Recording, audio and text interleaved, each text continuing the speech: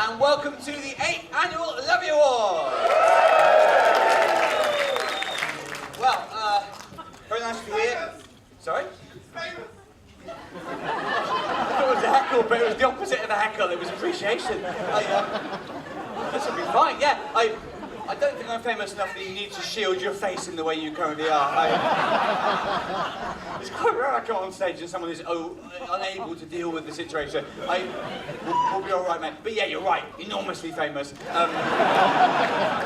Actually, the funny thing is, I had the honour of hosting these awards tonight for the second time. I was the host,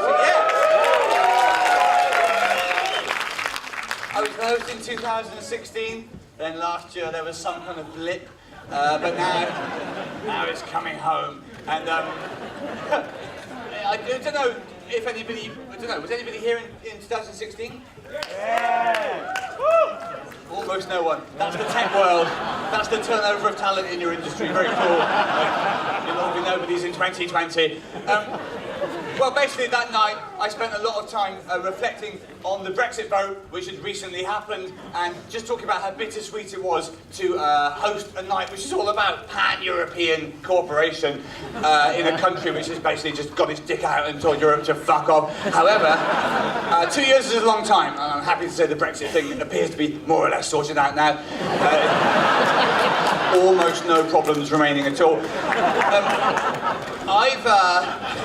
Quite a bit has changed for me since I was here in 2016, among other things, and this is quite a niche boast. I wouldn't normally talk about this that much on stage, but if there's one place where this might have some sort of cachet, it's here, in a room full of internet-savvy people. This year, I received a tech award of my own. I was voted in, well, it's kind of, I was voted the 50 sexiest Jews on Twitter. I mean,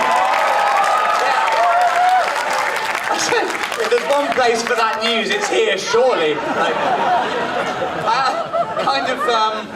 Well, mixed feelings, I think it's fair to say. Obviously, it's nice to be called sexy with any amount of caveat, but sexiest Jews on Twitter is obviously quite a limited subset of another quite limited subset of the... Also, I'm not Jewish, that was the main thing. I do look a little bit like David Baddiel, famously, but if you read the scripture, that is not enough to get you in, actually. It's much more complicated than that. I didn't know what to do about it. I never signed up for this accolade. They just, you know, gave it to me. I didn't know. I felt like I should tell them at first, but then I would just be making more work for them. They would have had to find the 51st sexiest Jew and go, oh, Watson's bailed out, you're in, mate, and change the website. So I've just left it, it's still up there. It's, the only comparable thing in my life is I was once in Heat, the only time I've been in Heat magazine, to my knowledge, but again, really mixed feelings. I was in Heat magazine's roundup of crushes we shouldn't really have. Which, like, fuck is that meant to mean? I didn't see myself as a great beauty, but crush you shouldn't have is like Mugabe or something. A horse. Anyway, these are quite divided times, it's fair to say. Things have not become any more harmonious since in fact, those previous Lovie Awards were in October 2016, so about a fortnight before Trump was elected. So it's fair to say the world has got, if anything, even more baffling since then. I realise even saying the word fortnight will have triggered some of you in different ways. I've got an 8-year-old son, and all of his interests in life have been replaced by Fortnite, a game which I do not understand, but there's a lot of dancing in it, and almost everyone in the world appears to be obsessed by it. It's the sort of thing that makes you feel quite old. The great thing about this event is that it celebrates the way that the internet harmonises communities, allows people to cooperate and stuff like that, which, you know, is a welcome corrective to the times we live in, I think. About 90% of the internet is just people arguing with each other. Brexit, Trump, all these are good examples. Everyone fighting with each other. I mean, you don't need me to tell you this. You live in the tech community. You know what happens when a community is split in half, like the Laurel and Yanny thing, for example. You all remember the bloodshed over that. It's for that reason. Yeah, you'd think it'd be that simple. It's funny, Laurel and Yanni was enormous controversy for 3 days or so, but it ended up being sort of less crucial debate than we thought really at the time. It's a pleasure for that reason to present these awards, and I mean that. A lot of the people being honoured tonight really have done very impressive things with the internet. I present a lot of award ceremonies, and there are some times where you're forced to say, we've got a lot to celebrate tonight, and there are some great people here, but deep down you're thinking, we haven't, and there aren't. Not really. And I do it all the time. It's my job, and that's fine, but it is genuinely refreshing to be present at an awards ceremony where I really do respect most of the recipients. Yes, most of. I've given myself a caveat. It's just nice for once to have an award ceremony where we can forget all of the hatred and division in society and concentrate on what the internet is really for, allowing us to see a deer use a children's slide. Now, another interesting thing about this award ceremony, not just tonight, but traditionally, is that it prides itself on being very, very short. Sometimes these things go on for hours. This thing, in line with the sort of attention span of tech generally, is remarkably short. It really is. It's practically a Vine.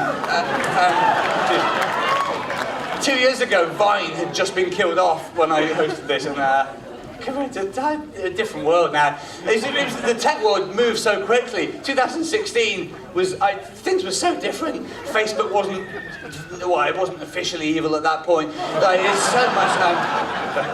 There may well be sort of no-go areas for me here, but I've not been given any specific directives. As usual, the only thing I'm not meant to take the piss out of is the official sponsor for the evening, which I won't even name them, but it is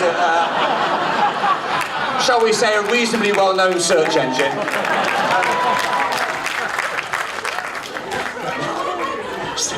Leaves you guessing. Could be any number, couldn't it? Yes, it could be Bing, but let's be honest, it isn't.